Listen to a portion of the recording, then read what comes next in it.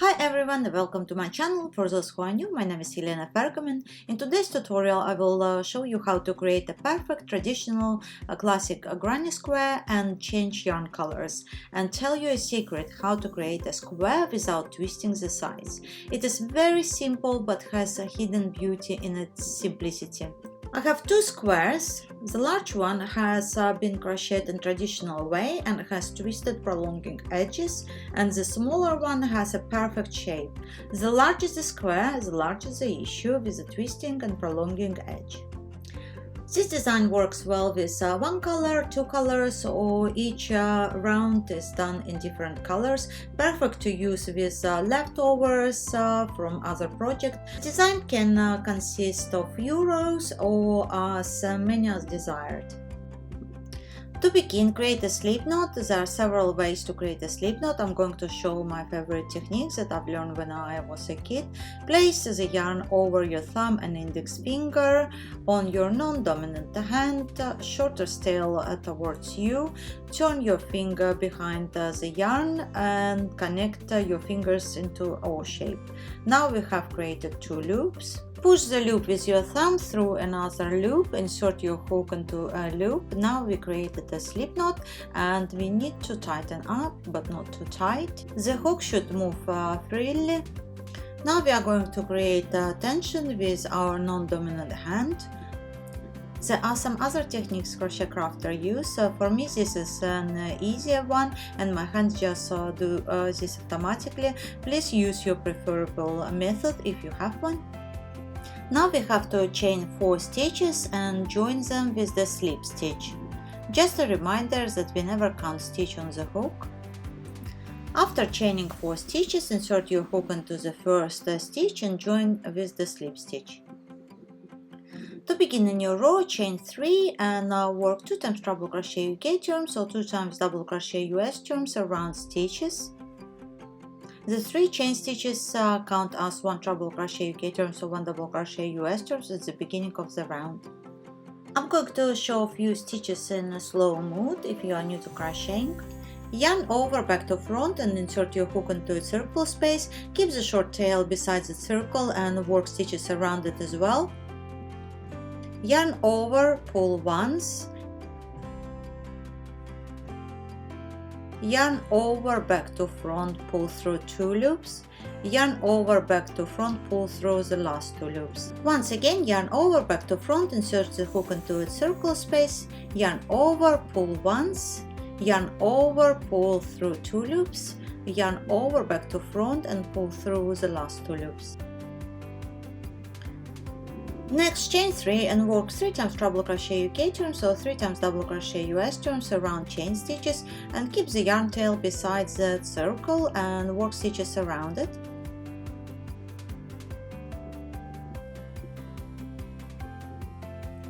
Chain 3 again and work 3 times treble crochet UK turns or 3 times double crochet US turns again. The square can be done by working 2 stitches on each corner as well. You can watch my previous tutorial square in one single color where I work 2 stitches on each corner, and it's also good to experience with different methods and choose your preferred one. We have nearly completed the first round. Work last 3 times treble crochet UK turns or 3 times double crochet US turns. Chain 3 and insert your hook into the 3rd chain stitch, count from the bottom up and finish with the slip stitch. Make sure you have 2 loops on the top of the hook and only 1 at the bottom.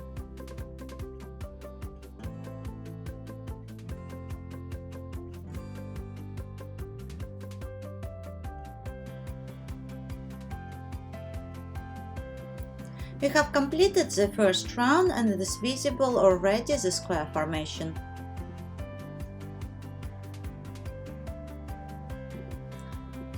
Cut the yarn but keep a good amount to weave it in.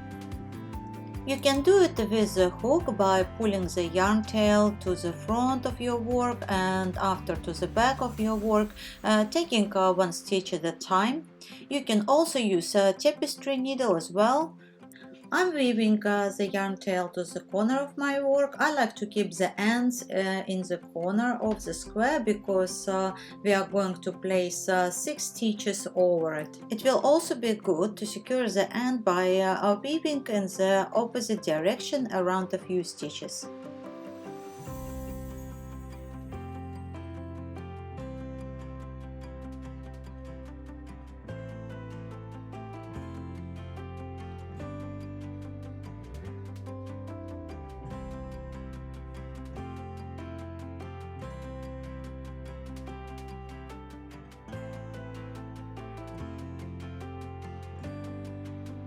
Cut the yarn, or you can cut later. We have completed our first square.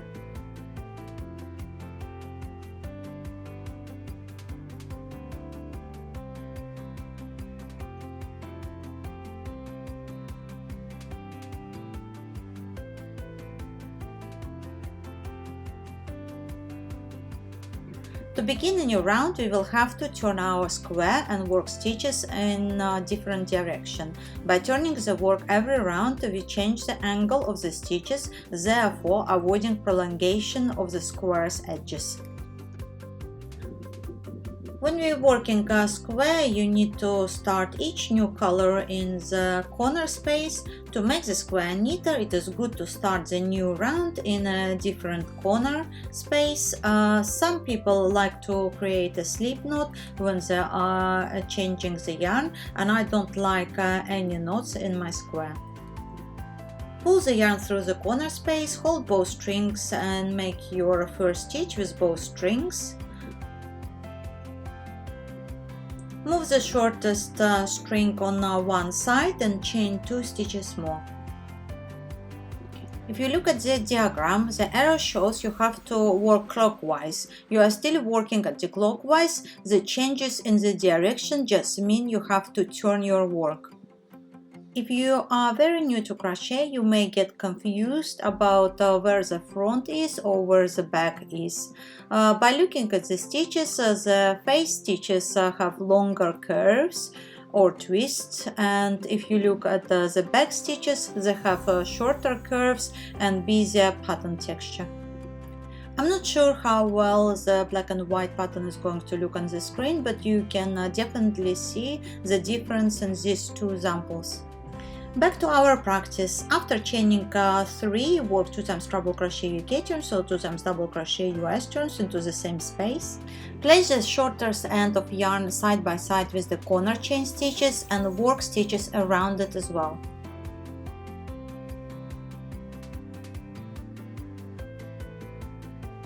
Chain 3 and work 3 times treble crochet UK turns or 3 times double crochet US turns into the same space.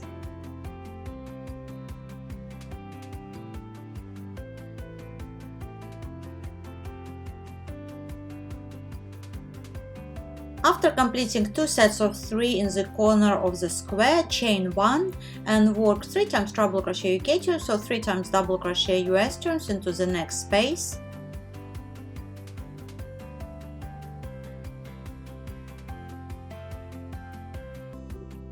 Chain 3 and work 3 times treble UK or 3 times double US into the same space. Continue with the pattern to the end of the round. I'm going to forward to the next step. When you come to the end of the round, after you've chained 1 stitch, finish with the slip stitch into a 3rd chain stitch at the beginning of the round.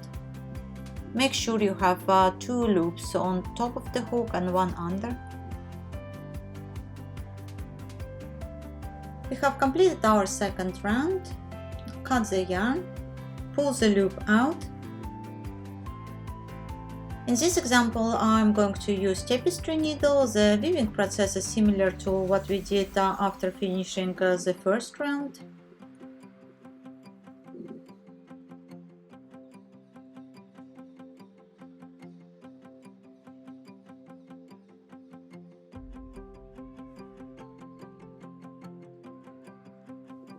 Just a reminder, we have to keep our end and beginning at the corner of the square. for a neater look. You can also weave around the post and hide the end into a lower corner.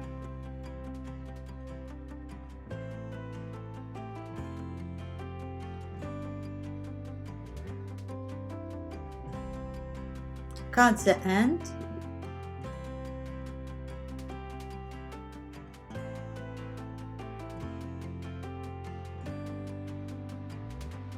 And weave the other end as well. I'm going to cut mine because this is my swatch sample.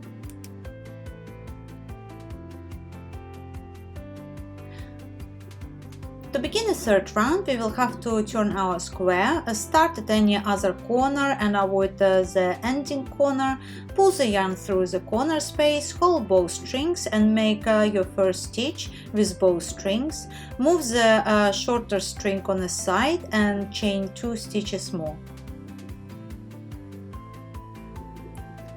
Move 3 chain stitches to one side and work 2 times treble crochet UK turns, so 2 times double crochet US turns into the same space. Chain 3 and work 3 times treble crochet UK turns, or 3 times double crochet US turns into the same space.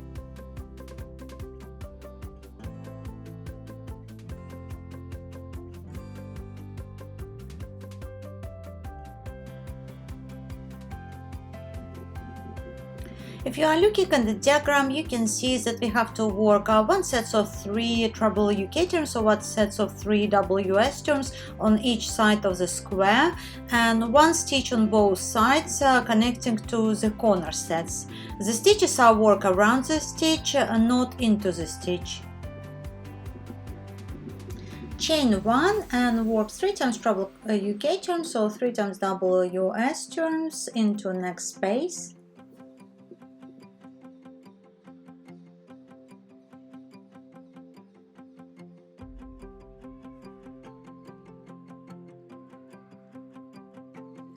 Chain 1 and work 3 times treble UK turns, so 3 times double US turns into next space.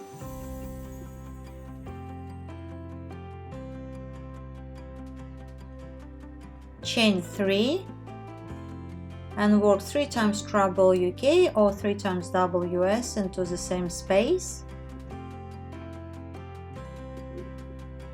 Chain 1 and work 3 times treble UK or 3 times double US into the next space. Continue with the square by following the diagram. Here is a larger diagram for you to follow. You can also make square much larger by following the same principle.